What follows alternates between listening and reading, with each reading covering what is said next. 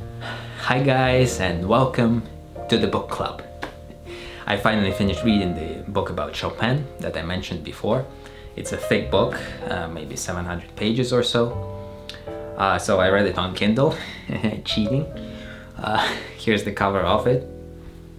It's written by Dr. Alan Walker. He's a Canadian, and he spent the last 10 years writing this book, examining every possible material, every source available. So it was actually great to get the summary of this 10-year work in only 700 pages or so, that you can read in a couple of weeks. He is also known to have previously written the book about Liszt in 3 volumes. The first one is called Liszt's Virtuoso Years, Liszt Weimar Years, and then Liszt's Final Years. I haven't read it, but I'm sure based on what I've read here about Chopin, it should be very interesting as well. So Chopin.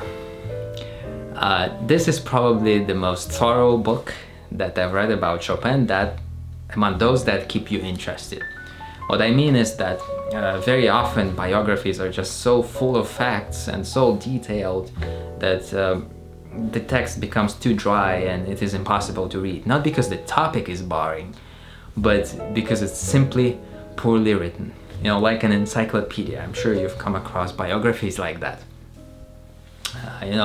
Somerset Maugham once wittily said, "There are 3 rules of writing a biography, and no one knows what they are." This is funny and true. Some biographies are so full of facts that they are unbearable, and others are just a real melodrama, and they of course lack factually. I'll never forget one of the first biographies I've read. It was one of Mendelssohn. I was maybe 8, and that biography was going on and on about his relationships, particularly his trip to Italy. I'm sure it was made up, half of it was. His trip to Italy with a beautiful Italian soprano girlfriend, and the ups and downs of their relationship, a fun time, amazing time, stressful time they had together there. It was at that moment that I started dreaming of going to Italy. I thought, that's the place to go, that's where all the fun is. Okay, better stop here. My point is that this book keeps a good balance. You can only imagine, of course you can imagine, how much you can write only about Chopin and Georges Sand, or about his other women like Konstanze Gladkowska or Delfina Potocka. Dr. Walker of course mentions these affairs, but he presents the facts that exist, so I really appreciated the manner he articulated them. There wasn't too much about Mallorca, a big chunk of any Chopin's biography. Or maybe that was just me who tried to pass that part by. He dedicates a whole chapter on Delfina Potocka and their relationship. Not that I'm that much interested in that, but I always thought that Chopin was in love with her, and maybe reciprocally. And what's important is that the dedication of his F minor concerto and some of his waltzes came as a result of it. But Dr. Walker states that it never happened. And again, he presents his facts very convincingly. Oh, not to mention that Delfina was by Chopin's bedside in Paris when he was passing away, singing Bellini and Rossini's arias for him. Now, going back to Somerset Maugham's aphorism, maybe we don't know what the rules to write a biography are, but what we do know is that the author needs to stay as neutral as possible. And sometimes I found that Dr. Walker was a little biased. Every Russian that appears in this book is a real animal, suppressing the pure, innocent Poles.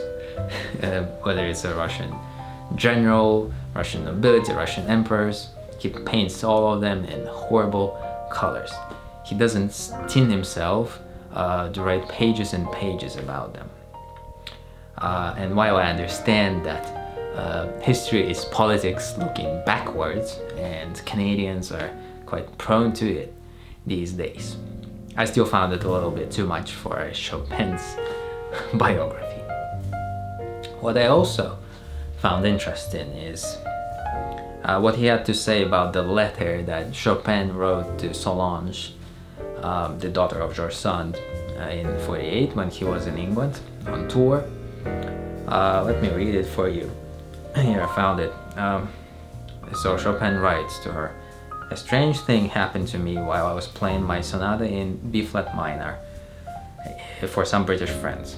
I had played the Allegro and Scherzo successfully, and I was going to attack the march when suddenly I saw the cursed creatures that one lugubrious night appeared to me at the monastery." He means the monastery at Valdemosa in Mallorca.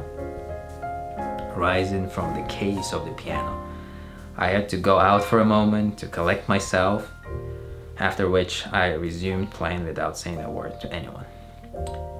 So he says that there is no original letter and no one knows where it really came from, and pretty much he says that it's not valid, it's not true.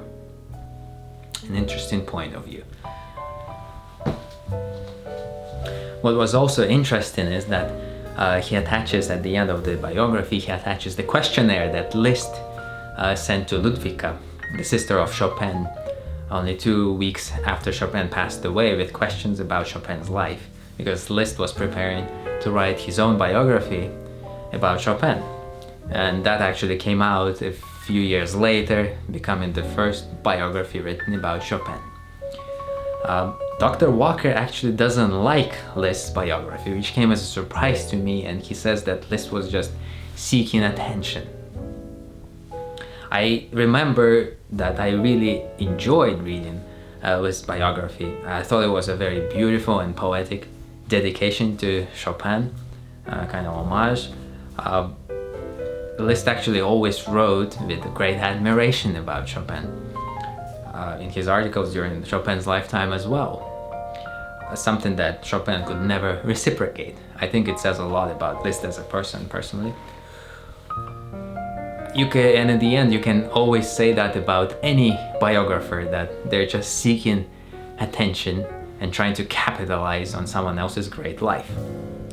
Anyway, I think this book contains everything you need to know about Chopin in 2018. It's a wonderful work. I can only imagine how much effort it took. I hope you enjoyed this episode of the book club, and I'll see you next time. Bye!